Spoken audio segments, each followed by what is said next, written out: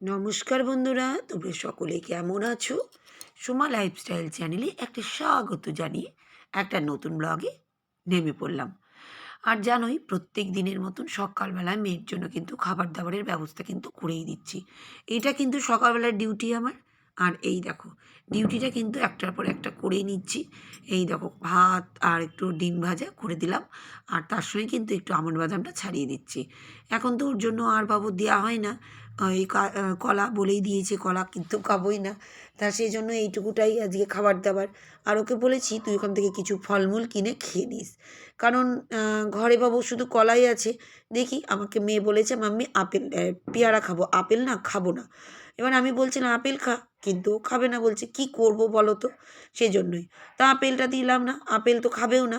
পেয়ারা দেখিয়েছি, তোমাদের দাদাভাইকে বলবো বাজার যেতে একটু পেয়ারা নিয়ে আসতে, তা পেয়ারা এনে কাল থেকে দিব। এই দেখো, এবার আমি অনেক কিছু কাজ কিন্তু করে নিয়েছি অফ ক্যামেরাতে, সেগুলো তোমাদের সঙ্গে আর শেয়ার করলাম না। এখন একটু চা বিস্কুট নিয়ে ব্যালকনিতে বসে পড়েছি। কী যে ভালো লাগে এই ব্যালকনিতে যখন বসে বসে চা খাই, জানো তো।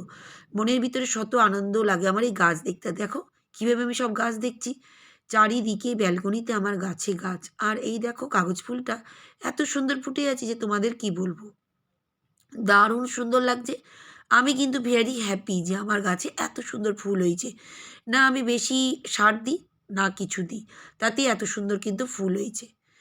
আর এই দেখো ছাদে কিন্তু চলে এসেছি, আমার সেই প্রত্যেক দিন দৈনন্দিন কাজ জামা কাপড় মেলা। আমি জানো তো শত ব্যস্ততার মধ্যেও আমি কিন্তু সংসারে যেসবগুলো কাজগুলো করি, আমার এই ছোট্ট ফ্ল্যাট তোমরা তো জানোই, ছোট্ট ফ্ল্যাটটাকে আমি ঘরটাকে যেভাবে সাজাই পরিষ্কার পরিচ্ছন্ন করে রাখি, সেগুলি তোমাদের সঙ্গে কিছু কিছু প্রত্যেক দিনই শেয়ার করি। তার মধ্যে কিন্তু এই একটাই রুটিন আমার, কিন্তু জামাকাপড় মেলা।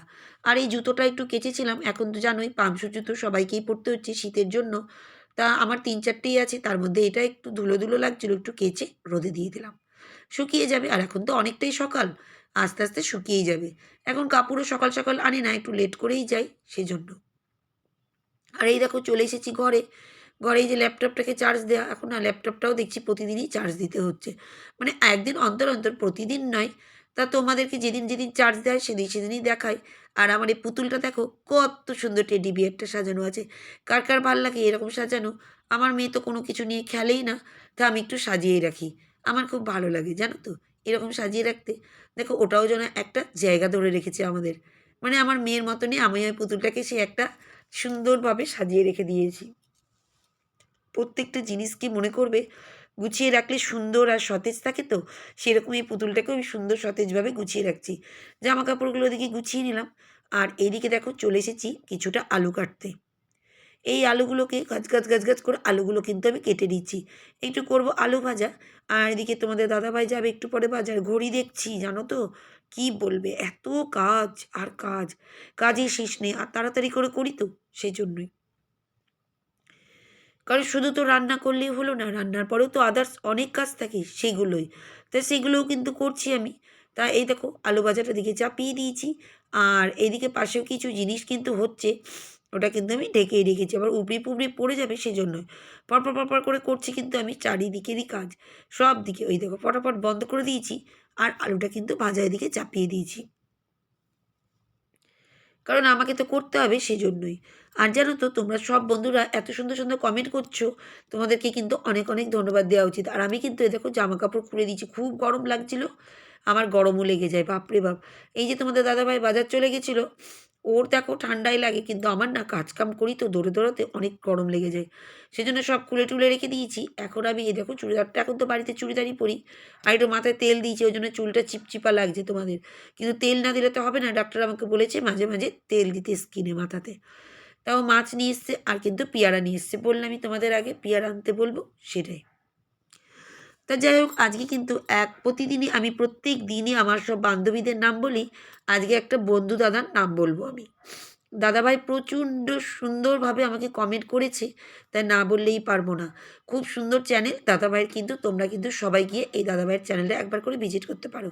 খুবই নামকরা ভিডিও দাদাভাই দেয়, রান্নার চ্যানেল, খুবই সুন্দর। তা দাদাভাইয়ের চ্যানেলের নামটাও তোমাদের সামনে তুলে ধরি।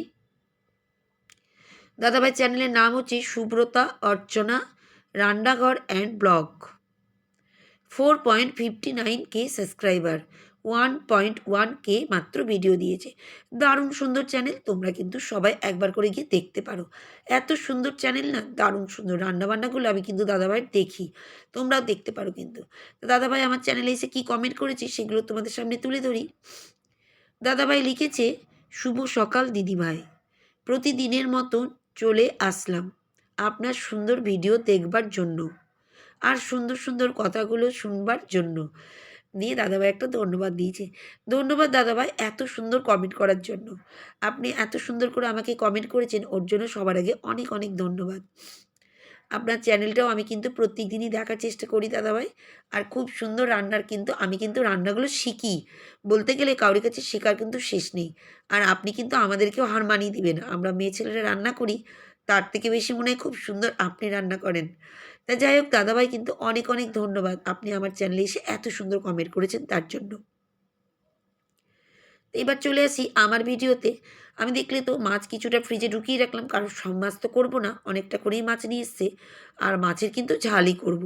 এই দেখো মাছের ঝাল করছি। আর এই মাছটা না দারুণ টেস্টি ছিল জানো তো। এর মাছটা ছিল বাটা, কিন্তু বাটারও বড়, মানে বড় এটা, বড় বাটাগুলো। আমি খুব বকবক করেছিলাম তোমাদের দাদাভাইকে, কিন্তু যখন খেয়েছিলাম না দারুণ টেস্ট। সত্যি আমি না খুব রেগে গেছিলাম যে বড় বাটা কেন নিয়ে এসেছে। আমি বড় বাটা একদম পছন্দ করি না, ছোটো বাটা পছন্দ করি। কিন্তু এই বড় বাটাটা দেখলাম ভীষণ টেস্ট। আর ওই যে পেয়ারা নিয়ে এসেছিলো, দেখো পেয়ারা খাচ্ছি, এই দেখো, দেখেছো? তোমাদেরকে একটু দেখিয়ে দিলাম, কড়মড় কড়মড় করে পেয়ারা কিন্তু খেয়ে নিয়েছি। পেয়ারা খেতে ভালোও লাগে জানো তো। আর এই দেখো, আমি কিন্তু আগের দিন সেই গ্রসারি জিনিসপত্র নিয়ে আসা হয়েছিল, সেগুলোই কিন্তু গুছিয়ে গাছিয়ে রাখছি। দেখছো কত জিনিস, কত জায়গা, বাপরে বাপ। এই যে একটা বডি লোশন নিয়ে এসেছি, এগুলো কিন্তু সামনেই রাখছি, কারণ এগুলো সব আলাদা আলাদা জায়গায় যাবে। মুড়িটা অন্য জায়গায় যাবে, আর যত জিনিস সব অন্য অন্য জায়গায়, মোমবাতি, অনেক জিনিস, এগুলো না বলার নয় গো, সেগুলোই। এই যে তোমাদের বললাম আমার এই ছোট্ট ঘরটাকে সুন্দর করে সাজিয়ে রাখতে হয়, কারণ পরিষ্কার পরিচ্ছন্ন না করলে তো হবে না, এগুলো এদিক ওদিক রাখলে তো মুশকিল না। সেই জন্যই আমি কিন্তু যতটা পারছি এদিক ওদিক করে না, এক একটা জায়গার মধ্যে সব ভরে ভরে রেখে দিচ্ছি। তাহলে আমার একটা কাজ হয়ে যাবে, সুন্দর করে কিন্তু আমি করে নিতে পারবো। আরে দেখো, সব এদিকে সর্ষের তেলগুলোকে ভরে দিচ্ছি, কারণ সাদা তেল, সর্ষের তেল এগুলো অনেকটা করে নিয়ে আসা হয়, 2 প্যাকেট 2 প্যাকেট 4 প্যাকেট এক জায়গায় ভরে ভরে কিন্তু আমি রেখে দিই, যখন শেষ হয় তখনই নিয়ে আসি। এবার চলে এসেছি আমার ব্যালকনিতে। এই যে গাঁদা ফুলটা পায়রাতে ভেঙে দিয়েছে, তার সঙ্গে ডালগুলো কিন্তু কেটে দিচ্ছি, কারণ যতটা কেটে দিবে ততটা গাছটা কিন্তু সুন্দর হবে। আর কি বলবো বলো তো, গাছে পায়রাও দুষ্টুমিগিরি করে, আর গাছগুলোও তখন ফুলগুলো ভেঙে যায়।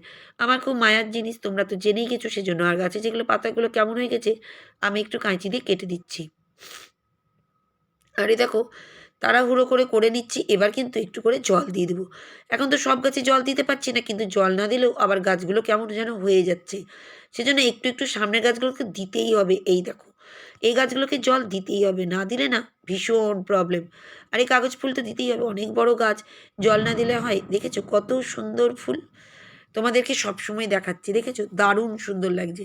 আর আমাদের এখানে না ফটকা ফাটাচ্ছে গো, আজকে বিয়ে আছে মনে হয় জানো তো, কি ফটকা ফাটাচ্ছে, কি মজা যে হচ্ছে একদম।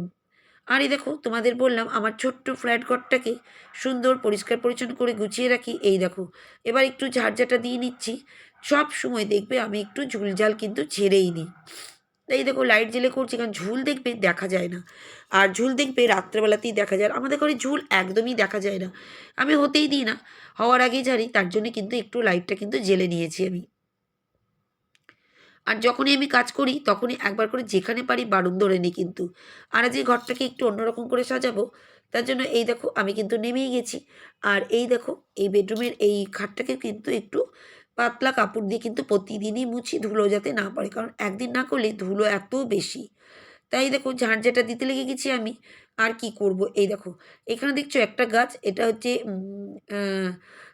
স্নেক প্ল্যান্টের পাশে কিন্তু আজকে আরেকটা গাছ রাখবো, আমি চিন্তা করেইছি।